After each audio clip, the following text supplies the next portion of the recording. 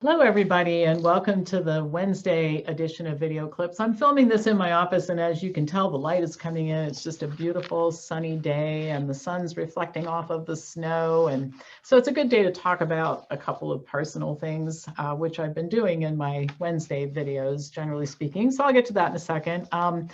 One thing, you guys often write to me. I get thousands of emails a day, and I enjoy getting these emails, by the way, and I try to respond personally as quickly as I can. In fact, one of my goals was to get caught up during this period of time on emails that I haven't responded to for a variety of reasons, and mostly being behind.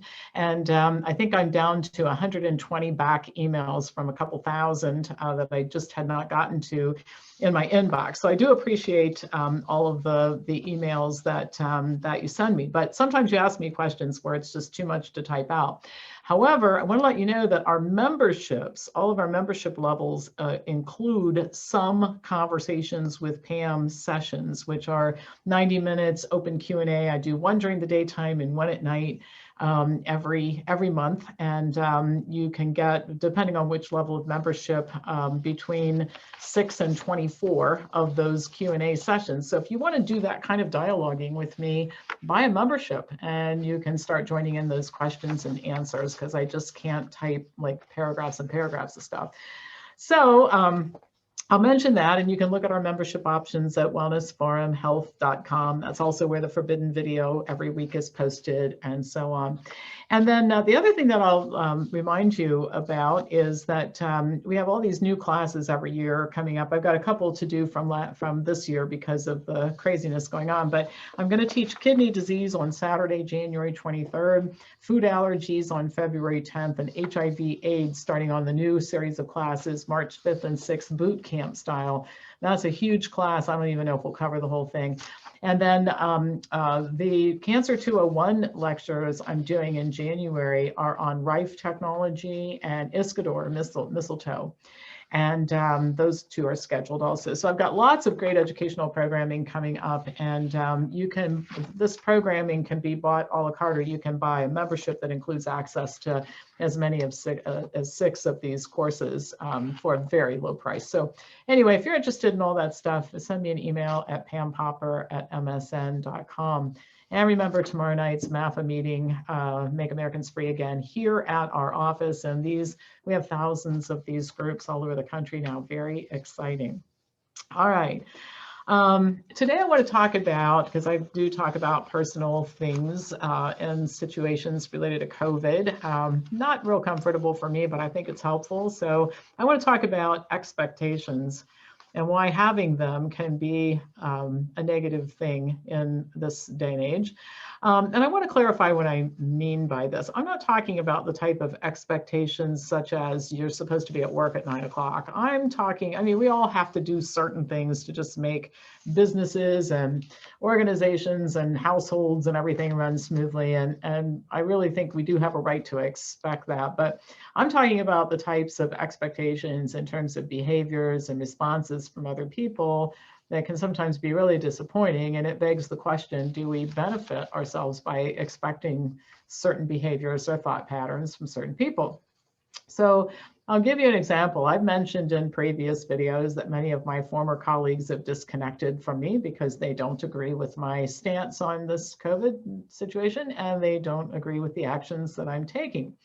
Well, I was upset about this because these people I thought were friends and colleagues, but they obviously were not. And I think that's part of where the disappointment comes in, is that sometimes the relationship that we think we have with people is really not the relationship that we have with people at all.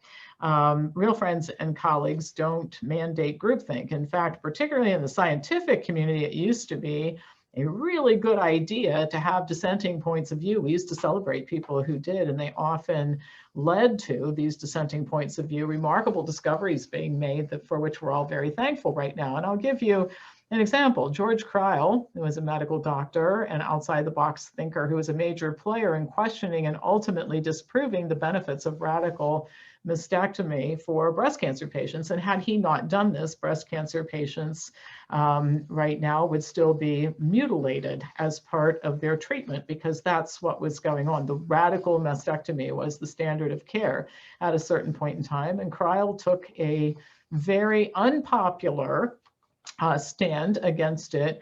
And people were incredibly horrified that he did, but he succeeded in proving that this was a bad idea and hurt more than helped cancer patients. And I think he would be very disappointed today to see what's going on in the medical community, which is in many circles a demand for groupthink and punishment for those who state publicly that they don't agree with the groupthink. And I think he would agree it's a dangerous path to be on, and one that I certainly don't want to be part of. So what does this have to do with expectations? Well, I think that when this began, I never really have expected people to agree with me on everything. I think other people like it that way, but I've never expected that. I've always thought that scientific disagreement or disagreement about politics and discussing things always led to everybody getting a little bit smarter. But I expected that when people who've been telling others about the importance of looking at facts about diet would actually do some research before attacking me and disconnecting from me. And I just find it amazing that these people are all on board with this and have put forth no data. In other words, I haven't, if there's an analysis out there of CDC data and World Health Organization data, and from a skeptical point of view, not a, I'm just going to report it to you point of view, I certainly haven't seen it. And so it's really I mean, I expected that that's what would happen, because isn't that what they said they did when it came time to look at the best treatment for people for degenerative disease? I expected that people who complained for years about the government partnering with industry and government officials and agencies making incorrect statements to the public and siding with industry instead of personal health would at least do some research to see if that might be the case here, and they didn't. They suddenly have taken the opposite point of view. The government is telling the truth and must be trusted now. Really? I expected that people who complained about how the media reported false information about diet and health, and they criticized the doctors and experts who were used as, who reporters relied on to write their stories, I just would have thought that these people would have checked out the claims made by the media. So I hear for 25 years about we should question the medical dogma, we should question the government, we should question the media. And then all of a sudden, a group of people who taught me that did not follow through and do that. And it was disappointing, to say the least, because I expected them to act in a certain way. And I think most reasonable people would question what they think about a lot of things after that. So perhaps this is another lesson we're all supposed to learn from this, which is when we're too invested in our expectations, we're bound to be disappointed at some point in time with some people in some groups. And this, by the way, goes back to attachment, which I've been talking about for a long time. Most of us become attached to things being a certain way. We belong to certain groups, we engage in certain activities, we have certain relationships with people, we look forward to certain events, and so on. This is all getting rearranged, and it's a major contributor to some of our discomfort right now. But I think that to look at it on the other side, well, certainly my expectations were apparently misplaced about this, checking things out and questioning the party line and all that sort of thing. Some people are acting in a totally different way from the other standpoint. So, and this is where things get really interesting.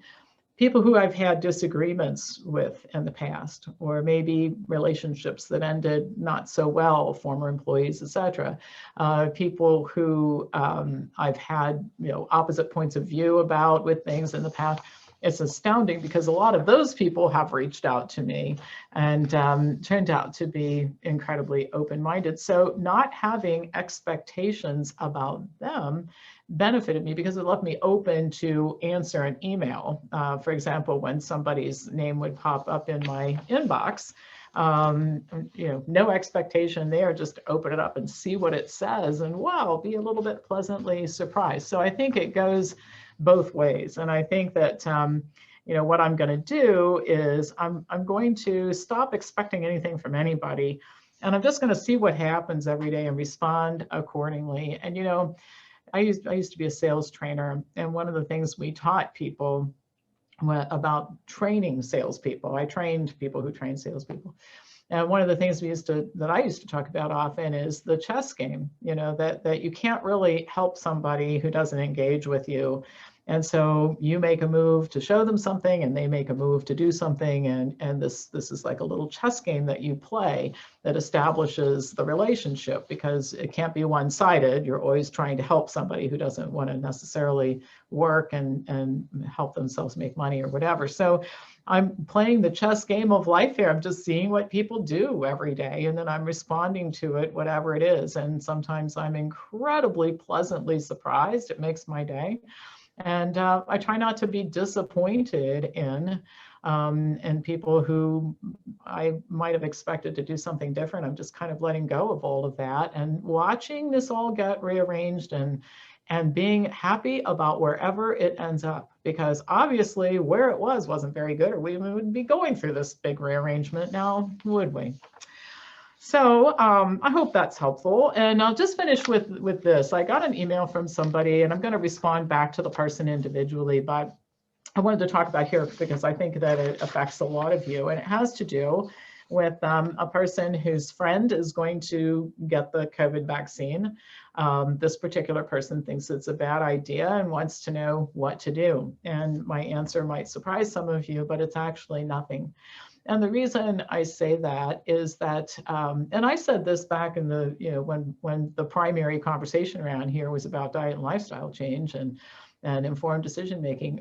Our job is not to swoop in and intervene every time we see somebody getting ready to do something that isn't a good idea. Unless we're asked, then we should just stay out of it.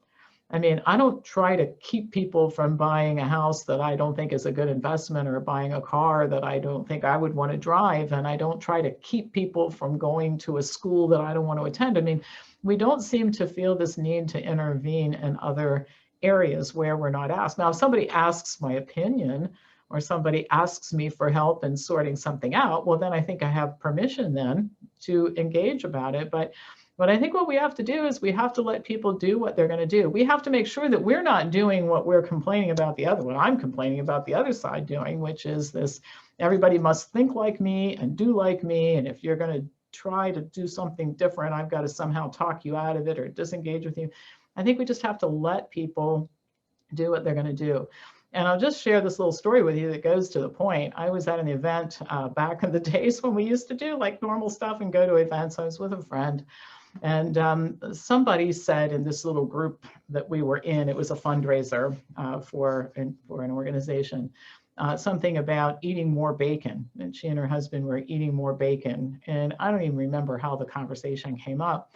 And I just didn't say anything about it. And when we had gotten away from the group, the friend who attended this with me said, "I can't believe you let that go." I said, "Nobody asked my opinion about what that person said, and she didn't ask my opinion either.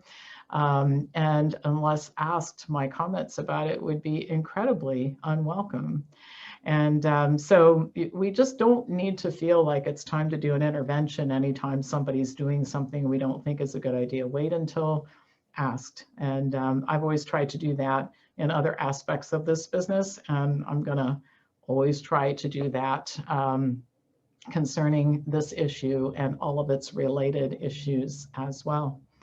So I hope this is helpful. And as usual, pass this on to anybody who you think would enjoy hearing a different perspective about all of this. And I'll be back to you tomorrow with more news.